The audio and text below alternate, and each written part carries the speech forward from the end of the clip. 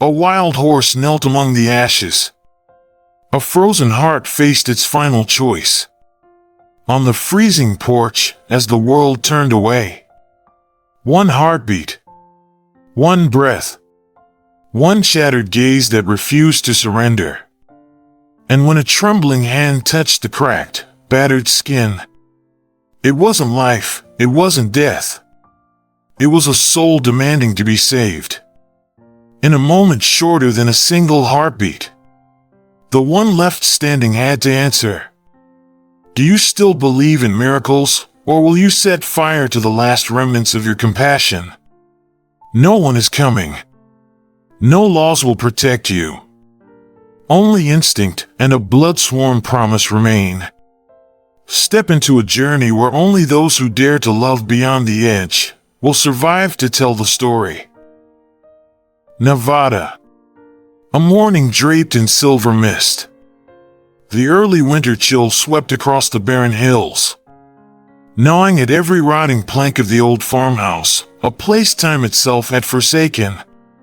On the weather-stained porch, Clara Whitmore stood motionless, her hand clutching a cup of coffee long gone cold.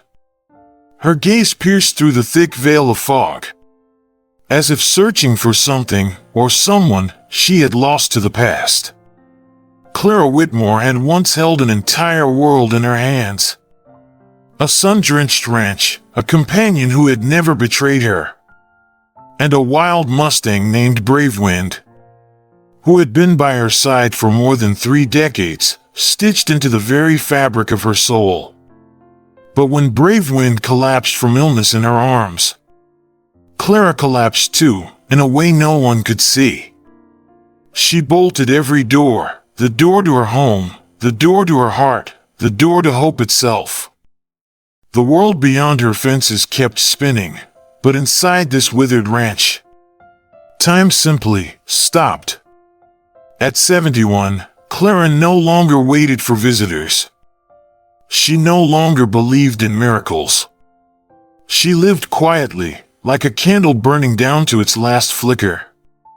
An old soul who had turned her back on the living world, because she had lost too much of what she could never recover. And yet, deep within Clara's worn and weary eyes, there still flickered something that refused to die. A longing to believe, just once more. A longing for redemption, not through promises, but through a miracle only fate could dare to deliver. That morning had started like any other. Clara pulled on a threadbare sweater, stepped onto the porch, and inhaled deeply, the cold slicing straight to the bone. A heavy current of mist rolled across the lifeless fields before her. Fences vanished into the whiteout, swallowed like memories too faded to grasp. She lifted the coffee cup but forgot to bring it to her lips. Her eyes, dry, hollow pools, stared into the endless gray, hoping for something her heart had long since learned not to expect. And then, from the frozen sea of mist, a dark, staggering shape emerged.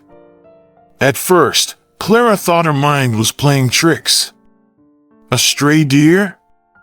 An illusion, conjured by too many years of loneliness? But no! That being, was real. And it stumbled forward as if gambling the last of its breath just to reach her. Clara tightened her grip on the coffee cup until her knuckles blanched white. Her heart began to pound, not from fear, but from something deeper, older, more primal. A soul was calling out for help. And fate, no matter how many times Clara had tried to turn it away, had found its way back, knocking once more on the frozen door of Clara Whitmore's heart. One step. Another. The creature collapsed. A heavy, muffled thud shook the frozen ground, sending a swirl of gray dust rising around the porch. Clara moved forward, drawn as if by an invisible thread. The coffee cup slipped from her hand, shattering against the wooden floor. But she didn't even flinch. As the mist thinned, the shape came into focus. A wild Mustang. Its body nothing but skin stretched over bone. Its once glorious coat now matted with mud and dried blood. Its frame trembling with each ragged breath. And the eyes. Dear God, those eyes. Half-lidded, lost between waking and dying. Still shimmered with a faint, desperate light. As if whispering the last silent plea. Please, don't leave me. In that moment, Clara knew. Even though her heart had been shattered once, even though she had vowed never to love another soul again, fate had made the decision for her. There would be no other choice. Only forward. Or the final death of whatever humanity she had left inside. The mist still clung to the fields like a funeral shroud wrapped around the earth and sky. Not a single sound.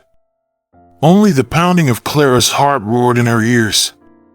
Chaotic, suffocating, disoriented, as if the last remnants of her humanity were being dragged up from the forgotten abyss. Clara dropped to her knees beside the dying creature. Her old joints slammed hard against the frozen ground.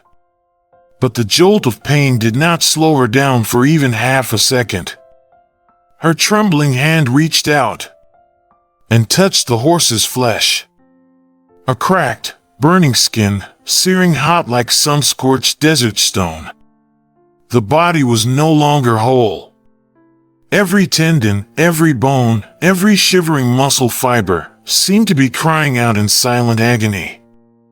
A ragged breath escaped from the narrow nostrils. Another breath, so faint that had Clara not leaned in, she would have thought it was already gone. Don't leave, Clara whispered, as if pleading with fate itself. She slipped her hands under the gaunt neck, gently lifting the heavy skull and placing it on the folded blanket. That head was heavier than a world that had already fallen apart. A world she thought she had buried deep within the parched earth of this forsaken ranch. Clara stumbled toward the old barn like a woman racing against death itself. Every step she took seemed to rip open scars that had never truly healed. The barn door groaned open with a long, pained shriek. Inside, old, rotting saddles, a dented, rusted water bucket, and a tattered blanket Bravewind had once slept beneath. Clara plunged her hands into the ruin, grabbing whatever she could to save the soul outside. Dust, memories, and tears all thickened into the choking air. When she returned, Ashbourne, or rather, what remained of a once mighty symbol of freedom, still lay motionless. His body so fragile that a single gust might have carried him away. Clara dropped beside him, leaning in close. Please, don't die. Her voice was hoarse, a rasp like sand scraping over stone. Water. He needed water. Clara staggered toward the old pump. Her hands slammed down on the rusted handle like a madwoman. Clank. Clank. Nothing. She didn't stop. Hurry up, damn it. She growled under her breath. A groan rumbled up from the earth. And then, a cold, splintering stream burst forth, like a vein split wide open. Clara rushed back with the heavy bucket, sloshing water along the way. But she didn't even notice. She knelt beside him, dipped the corner of the blanket into the cold water, wrung it gently, and pressed it against his cracked, desolate lips. 1 second. 2 seconds. No response. Clara closed her eyes. A shard of despair, sharp and icy, plunged straight through her heart. Again. Pressing harder. Softer. Gentler. Just a little, please. She whispered, as if speaking to the past she couldn't bear to lose again. And then, A movement. Barely more than the flutter of a butterfly's wing. Ashbourne's cracked tongue flicked out and brushed the damp fabric. That moment, Clara's entire world tilted. She broke down, not with screams, but with silent sobs that racked her frail chest, shaking her to her very core. Her tears fell onto the blanket, mixing with the tiny drops of water that she offered to the dying creature's lips, blending with a prayer too broken to name. Please, don't die. Please. For hours, Clara repeated the ritual, dipping, pressing, whispering, touching, no longer guided by time, no longer guided by reason, only by instinct. The primal instinct to protect a life more precious than her own. When the first gray light of dawn pierced the fog, Clara saw Ashbourne's chest, still faint, but rising and falling with a fragile rhythm. His tattered ears twitching under her touch, and his half-closed eyes trembling slightly, as if preparing to open. Clara pressed her forehead against his and choked out a whisper. "You need a name." And amidst those shallow breaths, she heard her own heart answer. Ashbourne. The one who rises from ashes. A soul rejected by the world. Denied by life itself. Yet still, somehow, crawling to the final doorstep of hope, only to collapse into her outstretched hands. In that moment, Clara understood. This boy wasn't just begging to be saved. He had chosen her.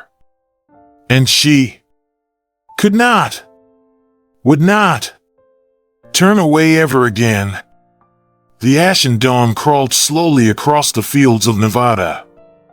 The faint, dying light swept over the crumbling rooftop, coating it in the color of burnt-out dreams.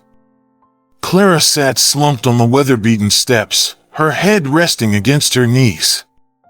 She had been awake all night, sustained only by a strength she didn't know she still possessed. Ashbourne lay there, motionless, a thin wisp of breath still clinging to his narrow nostrils. The boy was fighting for every single breath, as if the whole world were pressing him down into the depths of hell. She didn't take her eyes off him. She didn't dare. Just as she hadn't dared to look away from Bravewind on that final night, terrified that if she so much as blinked, she would lose everything. When the light grew strong enough to drive back the mist, Clara finally dared to reach out. Slowly, carefully, as if touching a fragile dream that might dissolve at the slightest tremor. Her trembling hand brushed gently over Ashbourne's matted, filthy coat. And then, she saw it. One scar. Then another. Then a whole map of scars, crisscrossing, tangled, hidden beneath the ash-gray filth. They twisted and wove together. Not the marks of wild animals. Not the wounds of the natural world. No. These were wounds inflicted by human hands. Clara stopped breathing. A roaring sound filled her head, like the shriek of wind through the bottomless canyons.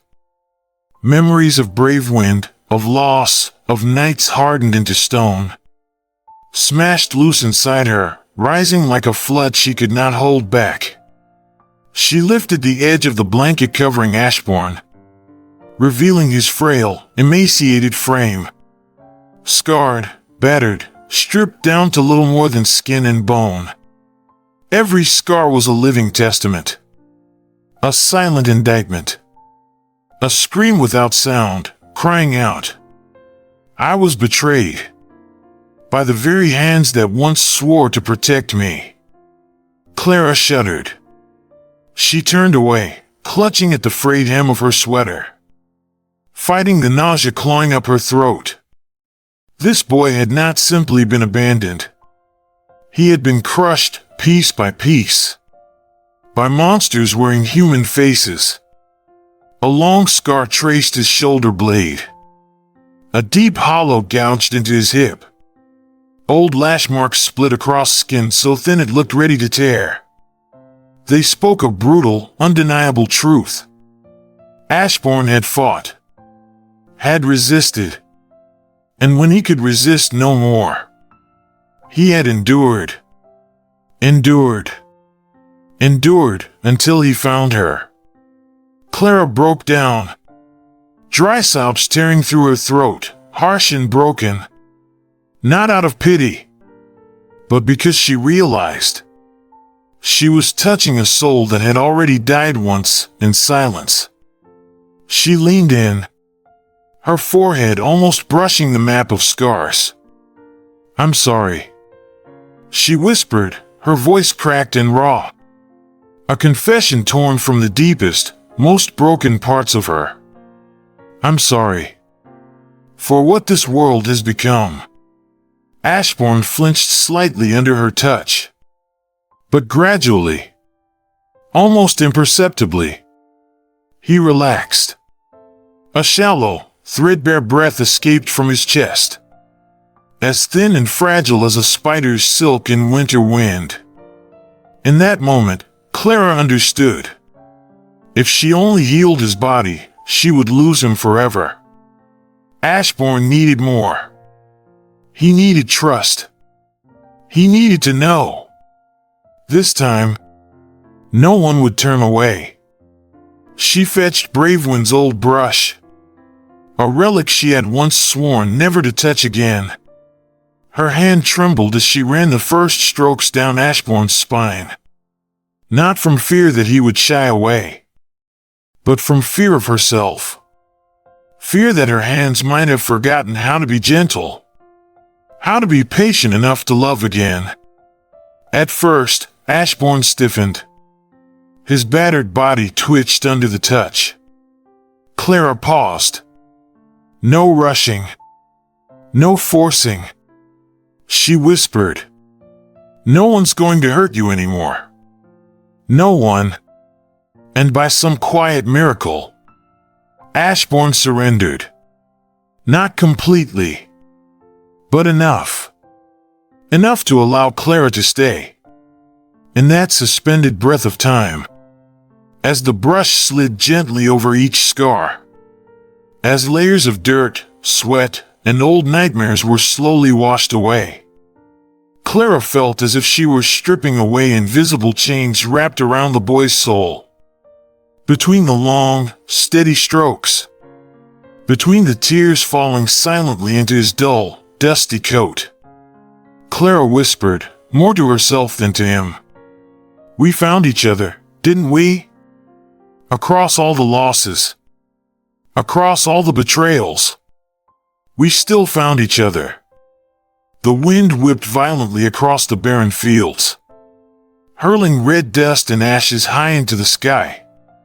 The earth itself seemed to shudder, as if even the land could sense the coming storm, holding its breath for the inevitable explosion.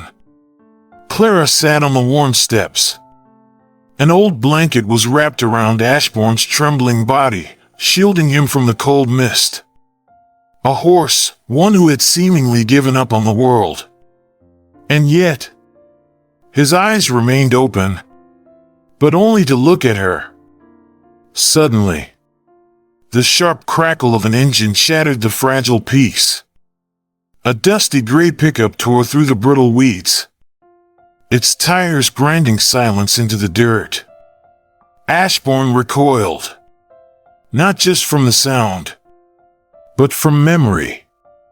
Clara instinctively leaned over him, shielding him with her own body. Her heart hammered against her ribs, so violently it felt as if her chest might split open. The truck skidded to a stop, door creaking open. Out of the morning gloom, Wade Morgan stepped out. Tall, heavy, carrying with him the reek of cigarettes, sweat, and the invisible chains men like him used to break weaker creatures. Morning, Wade hissed through his teeth. His eyes didn't even glance at Clara. They locked straight onto Ashbourne. Casual, cold. The way one sizes up a piece of lost but troublesome property. Ashbourne shivered. He pressed himself against Clara, a reflex. Like a burned child seeking the last sliver of shade in a scorched world. Clara rose to her feet, steadying herself with a cane. She was no longer young. No longer strong. But at that moment, she stood as immovable as a fortress that had withstood 1,000 storms.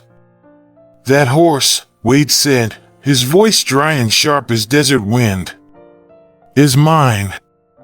No greeting. No asking. Only a demand. Clara closed her eyes for a heartbeat. When she opened them, they had turned to stone. "Proof?" she asked. Wade shrugged, smirking. "Around here, who needs proof? I know the sheriff. I know the judge." A gust of cold wind ripped through them. The name Wade Morgan. Clara had heard it before. Famous for his black market ranch. A place where horses that wouldn't submit never left. Except as ghosts. Ashbourne let out a short, ragged breath. His muddy hoofs scrabbling against the frozen ground. Instinctively trying to flee despite his broken body. He knew Wade. Remembered Wade. And feared him to the marrow. Clara stepped between Ashbourne and Wade. Her hands trembled. But she raised them anyway. Like a shield. Like a door that death itself was forbidden to cross. "You have no right," Clara said, her voice colder than permafrost. Wade snorted. "Right? You think rights come from scraps of paper? Rights come from whoever is stronger." His gaze slid over Clara's frail frame. A dismissive flick. As if sizing up a dead branch before a storm. "That horse," Wade spat into the dirt, "is lost property. You're just the fool holding onto it." Ashbourne let out a pitiful sound. Half sob, half plea. Clara heard it. Her whole soul heard it. In that instant, Clara remembered. The nights kneeling beside Bravewind, whispering prayers no one answered. The days the sky collapsed, and no hand reached out to pull her back. She swore then, and she swore again now. Ashbourne would not be abandoned. Not again. Never. She tightened her grip on her cane. "If you want him," Clara said, her voice deep, forged in fire and loss, "you'll have to step over my dead body." No wind. No engine growl. Only two pairs of eyes clashing. One man who believed in power. One woman who believed in something that could not be measured or bought. Wade sneered. "Fine. You won't outrun the law." He turned, climbed back into the truck, and with a roar of the engine, sped away, kicking up a storm of red dust in his wake. Clara stood there, unshaken. Both hands clenched so tightly they bled. Ashbourne pressed himself against her leg, his body limp, but his heart still beating, still alive, still clinging to hope. She bent down, brushing her hand gently over his ragged coat. "Don't be afraid," she whispered. "I won't lose you." Above them, the gray sky churned. Black clouds gathering like a tide of war. A real storm was coming. But inside Clara Whitmore, a fire had already ignited. one no storm on this earth could ever extinguish. That night, Clara did not sleep. The wind howled around the old house like lost souls, rattling the rotting shutters, seeping into every crack in her heart. Ashbourne lay huddled beneath the porch. His eyes were half closed, each breath weak but steady. A warrior who had walked through hell, yet still breathed. Clara sat beside him, her frail hand tracing the scars that had slowly faded under days of careful tending. Every scar was a story untold. And now, she had to write the next chapter. She knew Wade Morgan wouldn't give up. He would return. With the law. Or something far worse. She needed a miracle. And only one name flared in her mind. Jonas McKenna. A man once tied to the most daring wild horse rescues in the American West. A man who had once told her, "If you choose to protect a free soul, you must be willing to risk your own freedom." Clara reached for the old telephone hanging on the wall. Each number she dialed as if carving a prayer into the sand. The phone rang. Once. Twice. Jonas's deep, raspy voice answered. "Clara?" Hesitant, surprised. As if she were a ghost from the past. "Jonas." Her voice cracked. "I need you. It's about a life." A beat of silence. Then Jonas replied, "I'm coming." The next morning, before the sun had fully risen, a battered pickup truck pulled up to the gate. Jonas stepped out. Still tall, still wearing that faded felt hat. Still carrying the eyes of a man who had witnessed too many farewells. When Jonas saw Ashbourne, emaciated, battered, curled up under the porch, his fists clenched tight. "We have to move him," Jonas said. "Now. Before the vultures come." The plan came together swiftly. Get Ashbourne out of the valley. Move him to a natural sanctuary, a place where no one would scrutinize his scars. A place where Ashbourne could finally be what he was meant to be, wild, free. Clara nodded. But inside her, a silent battle raged. What did it mean to move Ashbourne? It meant distance. It meant letting go. It meant confronting her greatest fear. Losing something she had dared to love once more. Ashbourne seemed to sense the preparations. He watched every movement. Every fleeting glance from Clara. No panic. No begging. Only a quiet resilience. As if the boy was saying, "If leaving means living, I will go. And I will not blame you." That night, Clara sat beside Ashbourne, quietly brushing the dust from his coat. The firelight flickered, casting the silhouettes of two battered souls onto the peeling walls. One aged, one young, both scarred, both broken. Clara set the brush aside, pressing her forehead to Ashbourne's. Her voice was thick, but her words were carved into stone.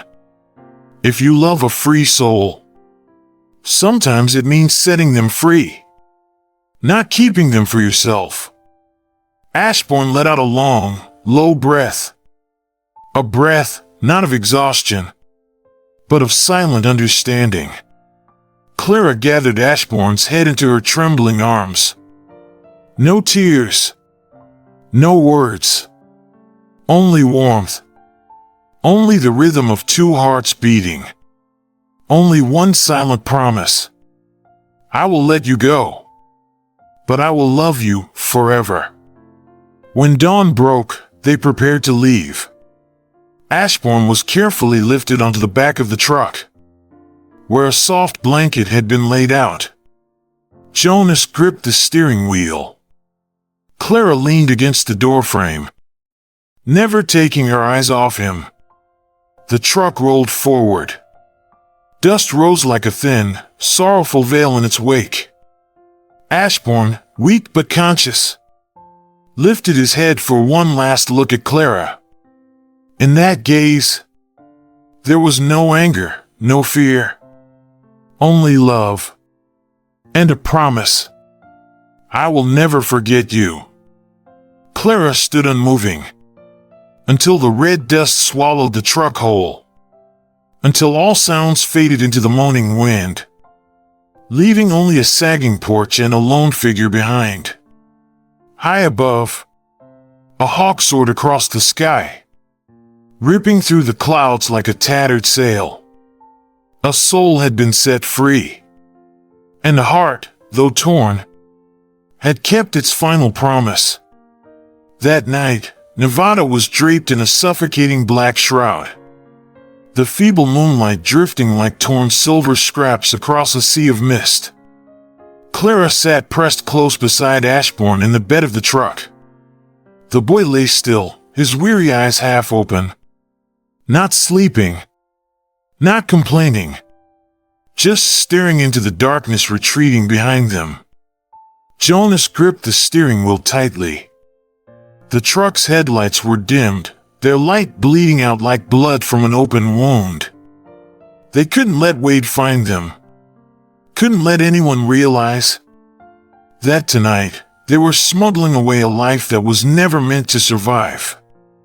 The tires crunched over dry, cracked earth, each sound hammering against Clara's chest like the slow beating of a war drum. The wind howled across the fields.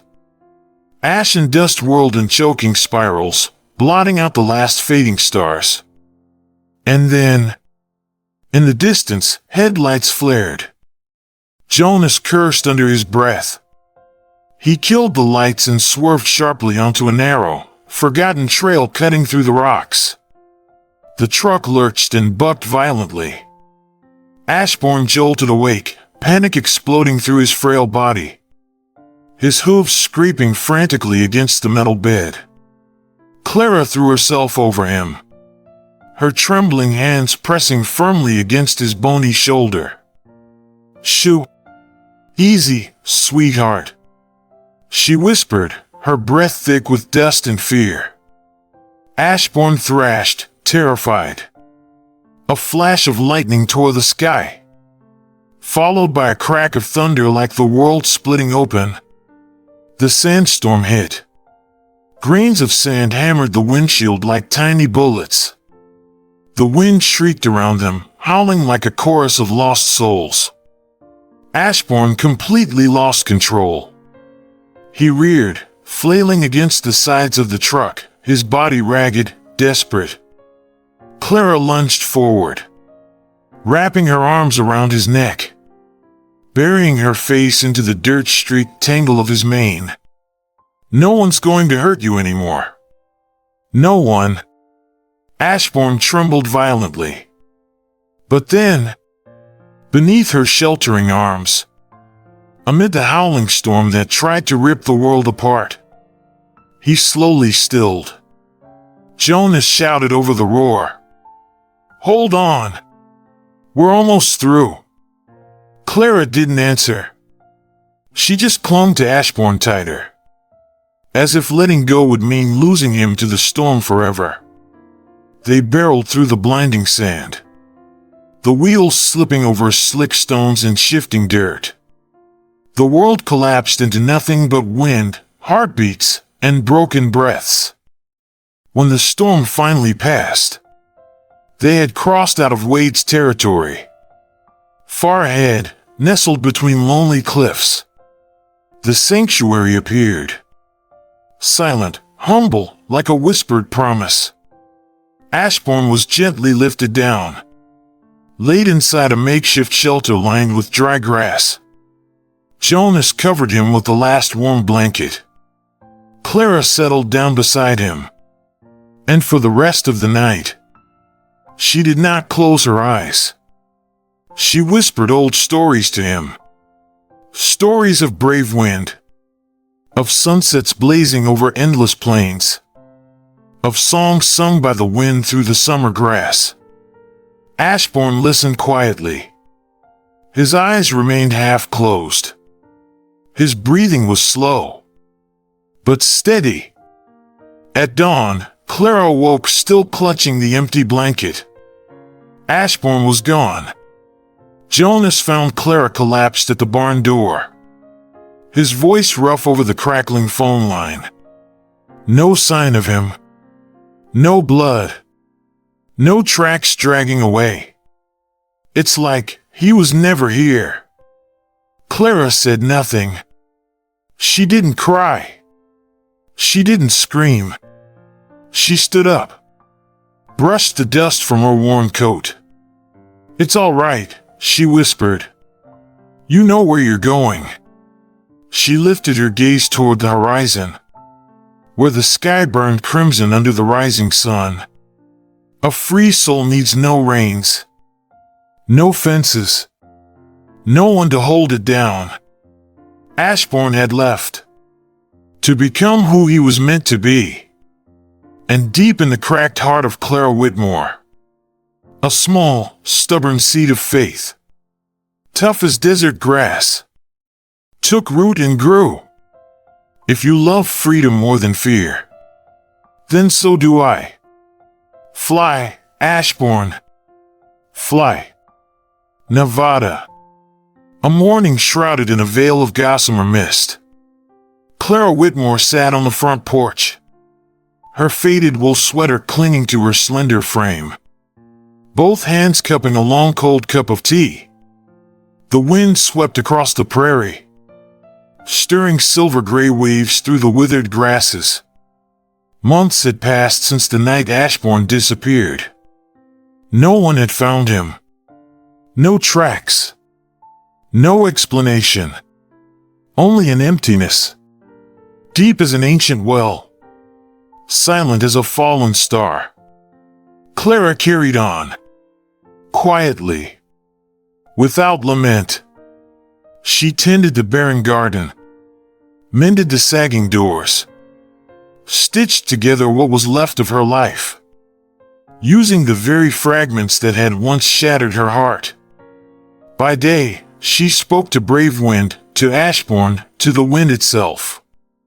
By night, she sat in silence, listening to the prairie breathe into the hollows of her soul. Some nights, Clara dreamed of a shadow gliding through the mist, a ghostly touch brushing her aging hand, then vanishing into the cold, pale moonlight. But she did not search. She did not plead, because Clara understood. Anything truly loved would find its way home. And if it didn't, then it meant it had found the freedom she had always wished for it. That morning, when the ground was still wrapped in mist, before the world stirred awake, Clara heard the sound of hoofbeats. Not a dream, not a wishful echo, a slow, distant rhythm, rising from the white-shrouded horizon. Clara set her cup down, her heart pounding with the dizzying rush of 1,000 lost mornings restored at once. She stood, walking slowly toward the endless open fields. No need to see, no need to run, only to listen. The hoofbeats drummed into the earth, thrumming into her bones, echoing through every old scar in her heart. A horse, or a spirit, a memory, or a promise fulfilled. Clara closed her eyes, letting the wind weave through her hair, letting the earth cradle her trembling legs. She whispered, "I knew it, Ashbourne. I never stopped believing." There was no image, no whinny, only the cadence of hoofbeats, like a song hammered into the sunrise by iron-shod feet. A greeting, a vow, a reunion that needed no eyes. only a heart that still remembered how to tremble. Clara smiled. A real smile. Radiant and aching like sunlight piercing the final veil of mist. Ashbourne had returned. Not to be claimed. Not to be caged. But to remind her that true love never asks anyone to stay. Because real freedom is loving enough to let go. Clara turned back toward the little house, walking slowly inside. Behind her, the hoofbeats faded into the distance, each beat carving itself into eternity. But in her heart, Ashbourne remained. A wild soul. An undying song. I am sung into the newborn light of dawn. Not everyone who falls needs to be lifted. And not every soul that crosses our path is meant to stay. Sometimes, loving a soul means having the courage to set it free. Even when every part of your heart aches to hold on. Because true love is never possession. True love is watching from afar. Smiling through the tears. Knowing you loved enough to never demand anything in return. Ashbourne didn't disappear. He simply became what he was always meant to be. A free soul, needing no proof, no chains. And if one day you find yourself standing in the middle of a silent prairie, listening to your heartbeat echo with distant hoofbeats, remember, some promises don't need to be spoken. Some souls will always find their way back to those who dared to love them with their whole heart. If this story touched you, please subscribe and share this journey, so that the flames of hope may continue burning, even in the places the world had long given up on.